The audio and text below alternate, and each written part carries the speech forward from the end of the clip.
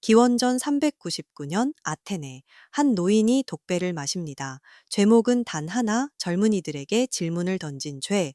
그 노인의 이름은 소크라테스.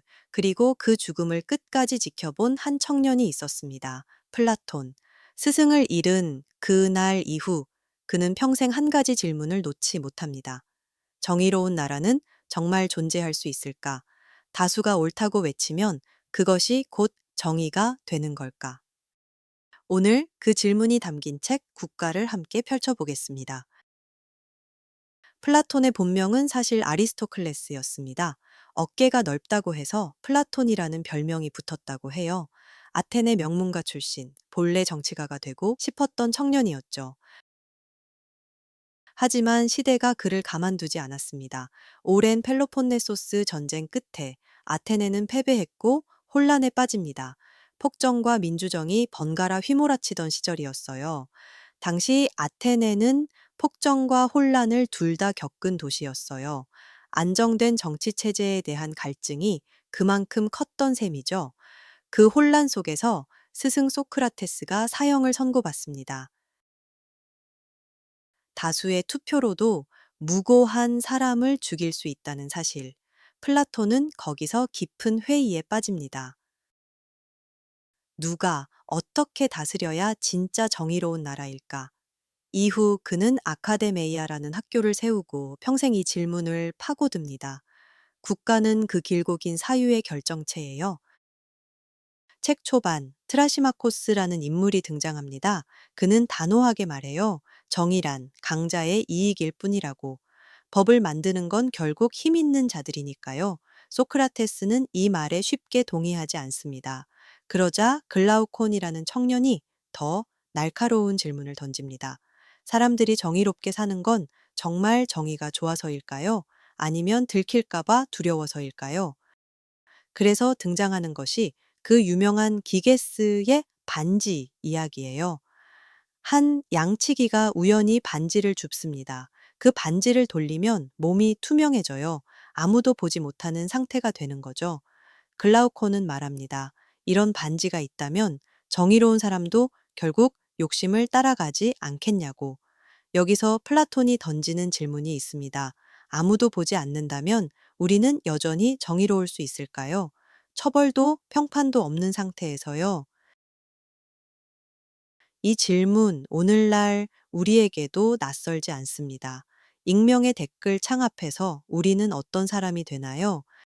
CCTV가 없는 골목에서도 신호를 지키는 사람이 있죠. 그 차이는 결국 어디서 오는 걸까요? 플라톤은 이렇게 답합니다. 진짜 정의는 보여지기 위한 것이 아니라고. 영혼의 질서, 그 자체에서 나오는 것이라고요. 플라톤의 국가에서 가장 유명한 장면을 꼽으라면 단연 동굴의 비유입니다. 상상해 보세요. 평생 동굴 속에 묶여 벽만 바라보는 사람들이 있습니다. 목과 다리가 사슬에 묶여 고개조차 돌릴 수 없어요. 그들 뒤로 불빛이 있고 누군가 인형을 들고 지나갑니다. 그 그림자만이 그들에게는 세상의 전부예요. 그런데 한 사람이 사슬을 풀고 동굴 밖으로 나갑니다. 처음엔 눈이 부셔 아무것도 보지 못해요. 불빛만 봐도 고통스러워 다시 돌아가고 싶어지죠.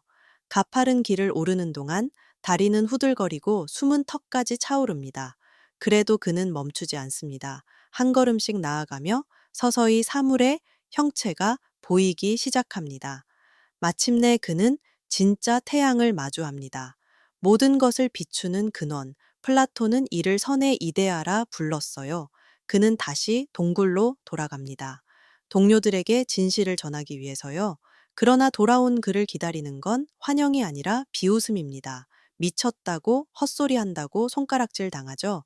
심지어 그를 해치려 들기도 해요. 플라톤은 이 이야기로 스승 소크라테스의 죽음을 다시 떠올리게 합니다. 진리를 본 자의 무게, 그리고 그 외로움까지도요. 그렇다면 동굴 밖을 본 사람은 무엇을 해야 할까요? 플라톤의 답은 분명합니다. 바로 그 사람이 나라를 다스려야 한다는 것, 이른바 철인왕 사상이에요. 플라톤은 사람의 영혼을 세 부분으로 나눕니다. 이성, 기계, 그리고 욕망. 이성은 지혜를, 기계는 용기를, 욕망은 절제를 필요로 합니다. 이 셋이 조화를 이룰 때 한 사람은 정의로워집니다. 나라도 마찬가지예요. 통치자는 이성, 수호자는 기계, 생산자는 욕망을 대표하죠. 각자가 자기 자리에서 제 역할을 다할 때 비로소 정의로운 국가가 완성됩니다. 이 비유 2400년이 지난 지금도 여전히 유효합니다. 우리도 어쩌면 각자의 동굴 안에 있는지 모릅니다. 알고리즘이 보여주는 화면, 그게 세상의 전부라 믿으면서요. 가짜뉴스와 정보의 홍수, 어쩌면 우리 시대의 그림자 극일지도 모릅니다. 누군가 다른 의견을 말하면 불편해하고 밀어내기도 하죠. 플라톤이 묻습니다. 당신은 그림자와 실제를 구분할 준비가 되어 있나요? 보이는 것 너머를 들여다볼 용기가 있나요? 기게스의 반지, 동굴의 비유, 그리고 철인왕 사상, 세 이야기 모두 결국 하나를 묻고 있어요. 나는 누가 보지 않을 때도 나일 수 있는가? 이 책은 결론을 내려주지 않아요. 대신 우리 각자에게 질문을 떠넘기죠. 오늘 이 질문 마음에 어떻게 와닿으셨나요? 댓글로 여러분의 생각 들려주세요. 다음 시간에는 또 다른 고전을 테이블 위에 올려놓겠습니다. 클래식 온 더 테이블. 오늘도 함께 해주셔서 감사합니다.